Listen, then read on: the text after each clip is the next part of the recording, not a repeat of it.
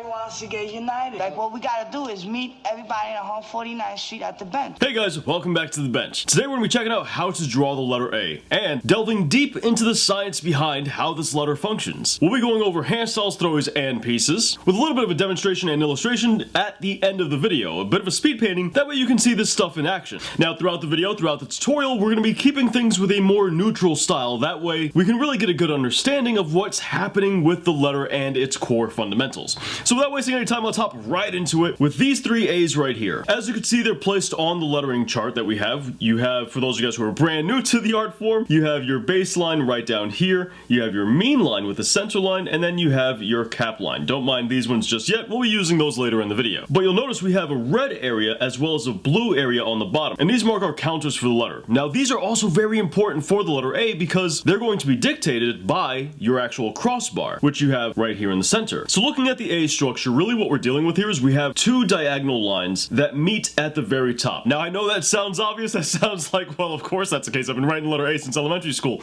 but you'll be surprised how many people, when stylizing letter A for a hand style or especially pieces, they'll actually break this connection at the top. And that's one of the key features, because if you break that, then what you end up with is essentially a letter H, and that's not what we want. So you want to make sure you keep the key features of a letter, that way it actually looks like the letter you're trying to illustrate. Now normally this horizontal line is placed on the mean line, and it's also slightly thinner than the diagonals. In graffiti, you don't really have to make that horizontal line slightly thinner. In graffiti, we have enough flexibility with our letter structures to where we can make that the same width. But in your pieces, this could be a good thing to implement because it'll lessen the weight of your A if you find that your A is a little bit chunkier. Now the red space for these letter A's is going to be our closed counter, negative space that is completely encased by letter structure, by technically speaking the skeleton of the letter. The blue space is going to be our open counters, or negative space that is partially enclosed by our actual skeleton. And we can adjust the size of both of these by pushing that horizontal line up or pulling that horizontal line down. But it's a bit of a give and take. As you increase the space in your open counter, you're going to actively decrease the space in your closed counter.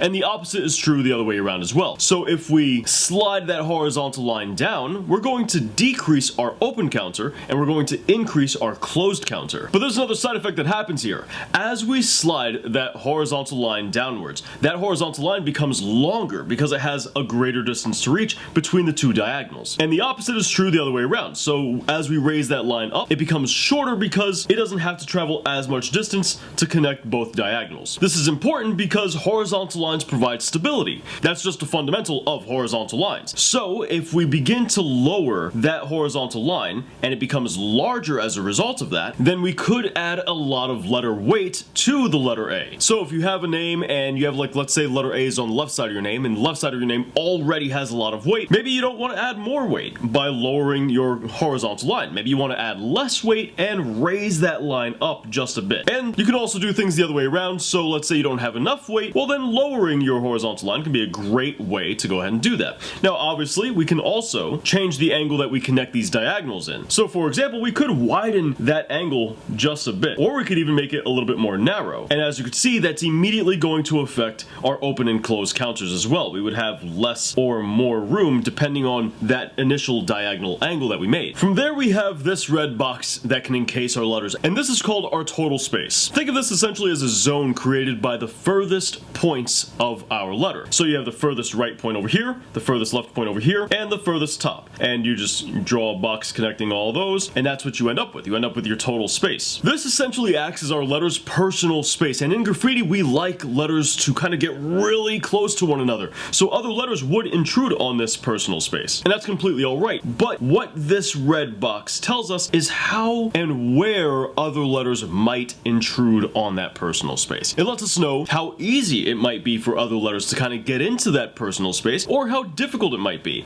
And this total space also informs us about the weight distribution for a letter. So as you can see, we have a lot of negative space left over at the top, but not much total space left over at the bottom half of the letter. Sure, we do have the open counter at the bottom, but the open counters is specifically space that's allocated for the structure of the letter. The total space isn't necessarily allocated to the structure of the letter. That's a different lesson for a different time, but negative space that is above structure doesn't really have all that much of an impact, as to where negative space that is below a letter has a lot more impact and adds a lot lot more weight as a result of that. You can find more information about negative space management in this video up here, which we have in the description down below. And we also teach it on the book on page 47, this page right here. Now when it comes to negative space and how it affects our image, this largely plays into the idea that gravity is constant in art. Our minds naturally want to apply gravity to a situation. So negative space that is above subject matter doesn't weigh nearly as much as negative space below subject matter. And because most of our total space is allocated to the sides and the top of the letter A, this means that we have a really wide base, which gives our letter more support, more stability. Now dudes, if you guys feel like you're learning something from this video so far, be sure to check out our book that we have in the description down below. It teaches you all graffiti's general fundamentals, and that information is applicable to all forms of graffiti. It's the only book on the market that does that, and you'll find ebooks on our online store and physical copies over on Amazon. And apparently now the book is in Walmart as well. I haven't seen this with my own eyes, but apparently it's a thing. If you're one of those people that feels like you've kind of been struggling to make progress, your style is kind of stagnated a bit,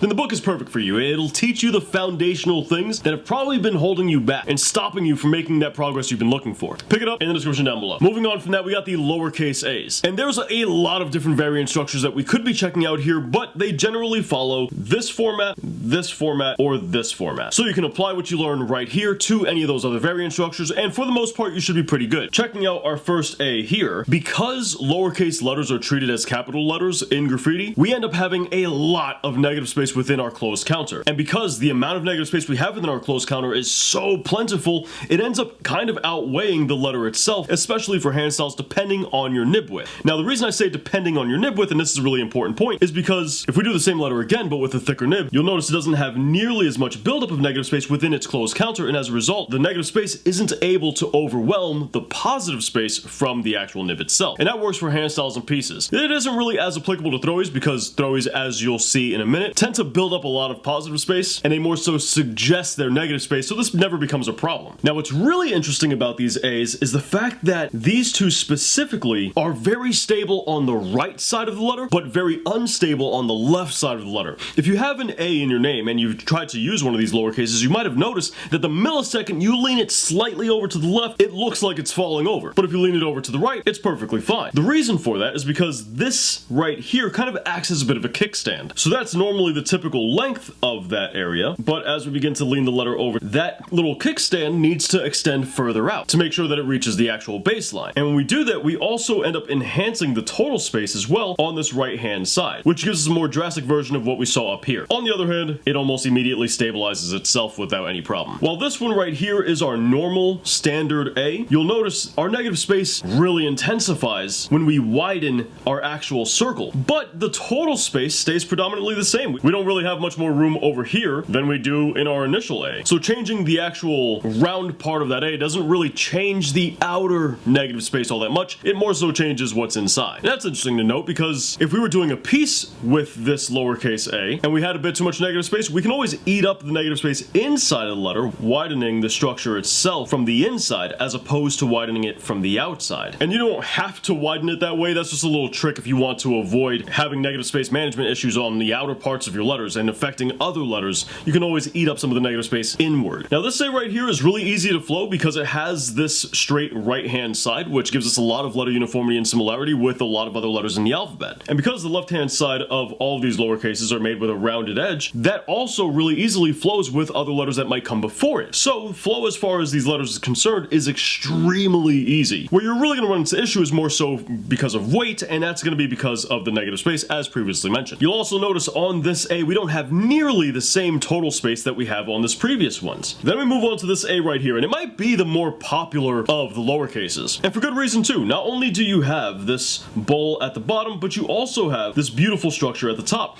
And this gives the A lot of variety to flow with a lot of different things as far as letter uniformity and similarity is concerned. Sure, you still have the same features where you have the straight back, which allows it to flow with letters to the right of it very, very easily, and you have the circular bit on the left-hand side, which allows it to flow with letters before it really, really easily, but then you have a lot of freedom to explore different stylistic changes up here at the top. And the whole letter as a whole is very, very adjustable, as you surely have noticed from its various variant structures. Now what's great about this structure is the fact that it's also not really intrusive as far as its negative space is concerned. It has an open counter at the top that doesn't really do much to add a lot of weight, and any weight that it does add is highly mitigated by the structure that completely completely surrounds it with this hooked portion. And the negative space in the closed counter on the lower half doesn't really share the same issues that we saw above, just because of the simple fact that it's so much smaller. Instead of that negative space originating from the baseline and reaching all the way to the cap line, now instead it's just confined to the mean line, so it's not building up nearly as much space as its previous counterparts. Now moving over to Throwies, we're keeping things really stylistically neutral to give you an understanding of how the actual base structure Throwie would look,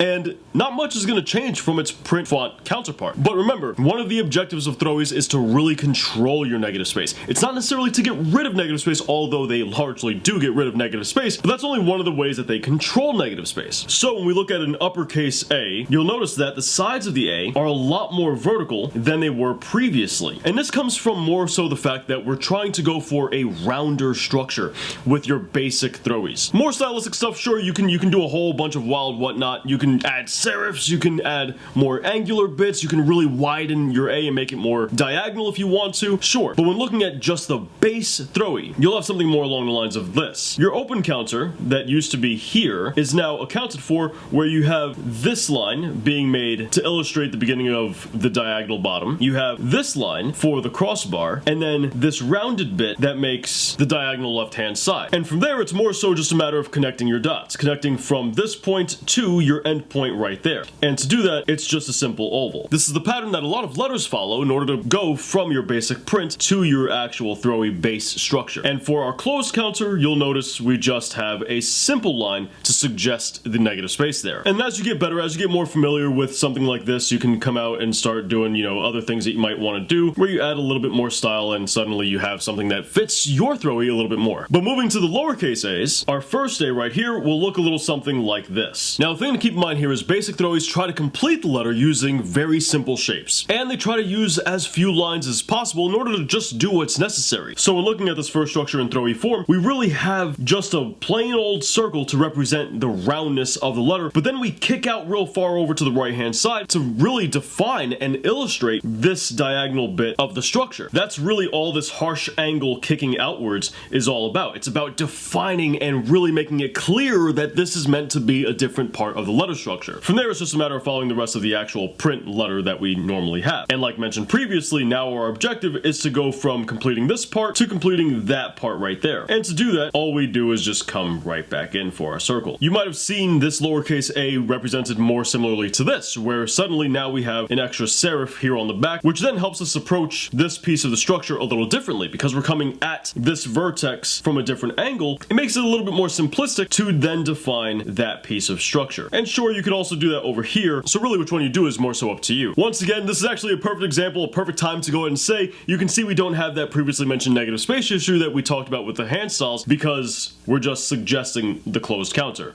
So there's not an abundance of buildup of the actual closed counter, you know, building up. Now here on this A, we find something interesting, because once again, for the rounded portion, we're kind of just doing a normal circle. There's nothing special happening as far as the Throwie is concerned. But where things change up just a little bit is more so in this back area. So Throwies like very rounded, very fat and bubbly shapes to make up their structure. The issue is when you start to do more vertical letters, you end up building a lot of structure, because instead of a rounded shape, you end up with a very straight line, which straight lines build more structure. So to mitigate this, Throwies will oftentimes dip closer to the mean line, as you're seeing right here, in order to have an excuse to round out that otherwise vertical shape. So what you end up with is a suggested vertical over here with a more rounded, simple shape right there. And sure, you do come to a point here, but that's easily mitigated by the amount of roundness we're getting there, countering it by suggesting the structure a lot more. You'll notice if we did the same exact A with a more straight back, this is what we get, which is actually something I'm currently writing about in the Throwie book, and we're going into a lot of detail about how this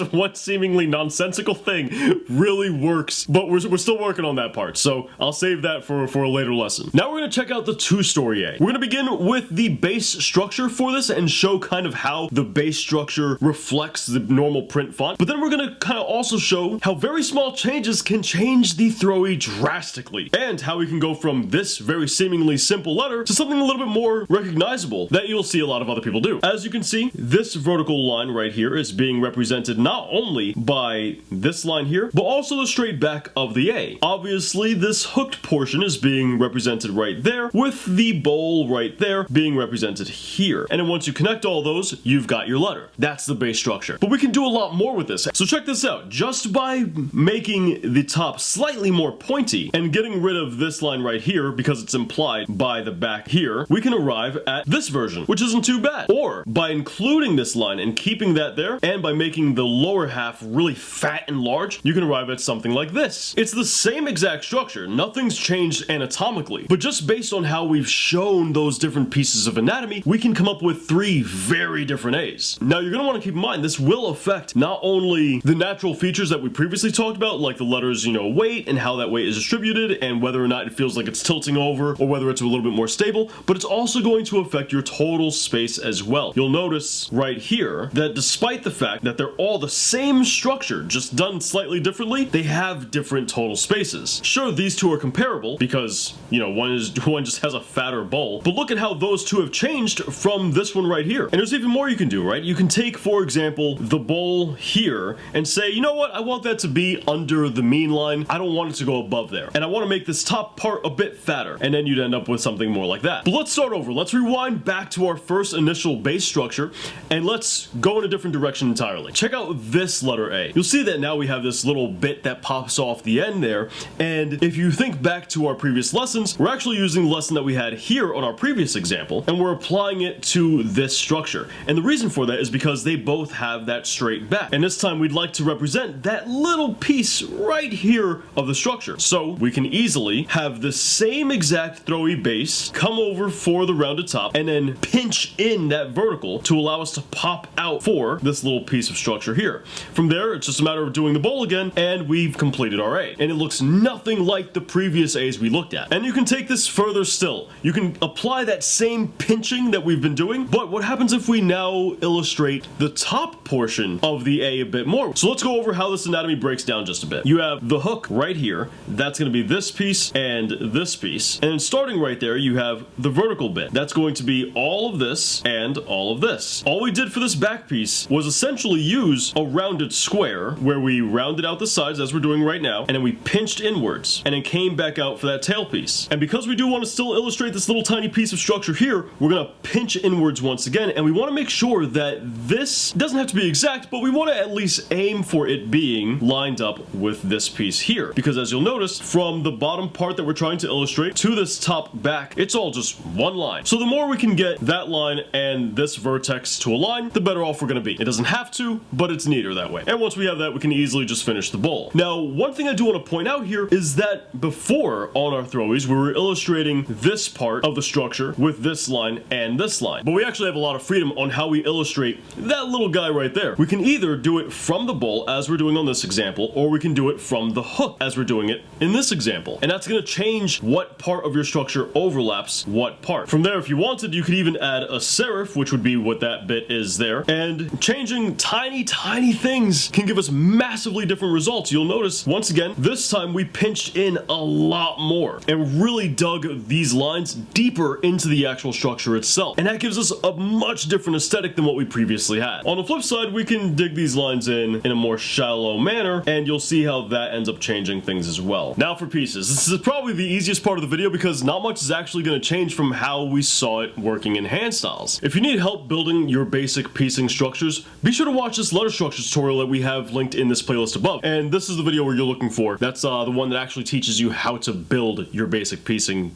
skeleton. Because everything stays so similar, we're only really going to cover things that have changed enough to really matter. For example, look at how thick our basic boxes are for the letter A. And then check out how thick this portion is. This is an example right here of what we were talking about earlier when we said that our horizontal line can be a lot thinner and it'll still work. It'll still look natural. And by doing that, it also allows us to mitigate how much of the negative space we're actually taking up. There's sometimes where making this horizontal section as thick as the diagonals, it may not look bad, but it may not be what you're looking for. For the most part, the negative space distribution is the same as well as the total space, but where we see another change is how we handle terminals. Terminals are the ending of a stroke, so that'll be pretty much these areas right here. We can represent our terminals in different ways. We can either have them be straight, like they are on this A, and the reason they're straight here is because we're going at a diagonal, so if this was just a rectangle, it would be tipping over and it would make this part look as if it's at an angle when it's straight relative to itself. So once again, we can represent these terminals as straight, or we can represent them as angled, and you could do that angle in either direction. You could represent the terminal as round, or you could represent it as being more pointed, which technically that one's the angled terminal, but I digress. And that right there can offer up a lot of variety for your pieces. It can allow you to use line uniformity and similarity. It could also change the direction of serifs, because let's say we were adding a serif to this A and we had this straight angle, well then our serif would be going in this direction. But let's say we went ahead and we angled this terminal a bit more, well then now this serif is going in this direction. Also, once again, another example that we showed previously, we could change the negative space within the close counter of a lowercase a by eating up the inside of the letter, so we can give ourselves more negative space by doing the same thing. We can also take away some of the structure from the inside, and so long as this trajectory matches and lines up with here, you'll be perfectly fine. So that's the basic gist of the letter A and how it functions. Let's check out how we can illustrate a couple of different A's in different styles with a little bit of a speed paint. Now you notice when we're doing the speed painting, as far as the capital A's are concerned, we try a couple of different very simple changes to arrive at pretty different scenarios that we could put ourselves in. On the very top left capital A, you'll notice that we have a very straight normal angle right hand side and a more curvy left hand side for a little bit of dynamism and a little bit of contrast between the structure and itself. But this also gives us a great platform to go ahead and keep the top right A with a very vertical straight right hand side and a very normal left hand side. The issue with this is that we're going to end up building a lot of total space, a lot of negative space between those two A's. And how are we going to fix this? Well, we can throw a lowercase a between the two of those to help fill in that negative space. Now for this one, we are going to be using the two-story lowercase a to fit between those top capitals, as it serves our purpose well, right? The vertical back of the two-story A is going to mesh nicely with the serif we end up putting on the right hand A, while the rounded bowl portion can mesh nicely with the first A we did, kind of fusing into the structure and allowing them to meld into one another. I did want to get a variety of different A's here, so I do personally really like capital A's, and I used quite a bit of them in this little illustration here, but I also wanted a good amount of lowercase a's, and we do delve into those quite a bit as well. For the bottom left capital A, we went ahead and took the trajectory of the first A we did and put that directly into the bottom left capital. This means in order to build the adequate negative space that we need in our open and closed counters, we're going to have to really kick that right hand side far into the right. That way our horizontal piece of structure has enough space to actually bridge that gap and build the negative space that we need to build. This gives us two things. Number one, a bit of negative space in the center between all three capitals where a lowercase a would fit perfectly. We're going to use this lowercase a as a way in order to bridge the gap between line uniformity and similarity and to flow one line directly into other lines. Now we're not going to go crazy with any of that. We're not going to really take momentum flow or line uniformity and similarity to ridiculous degrees, which is something that as far as my personal style is concerned, I really enjoy doing. But we're not aiming for like a wild style or anything of the sort here.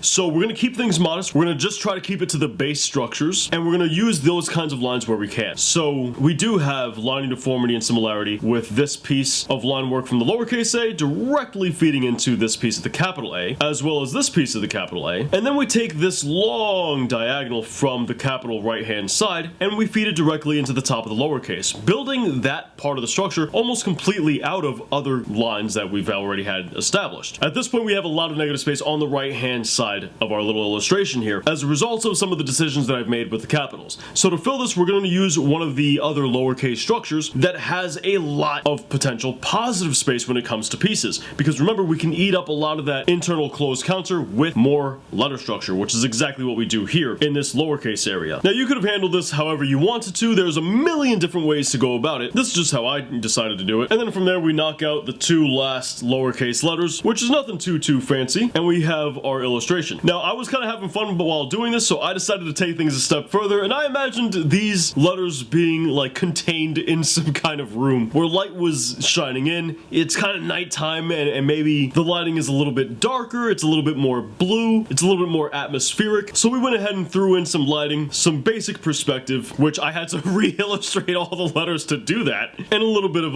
reflective light in order to help things bounce back out from the background on the right hand side there. And this is what we ended up with. A little something fun to demonstrate what you can do with very basic structures. But dudes, let me know what you guys think about this series. Do you want to see more letters of the alphabet?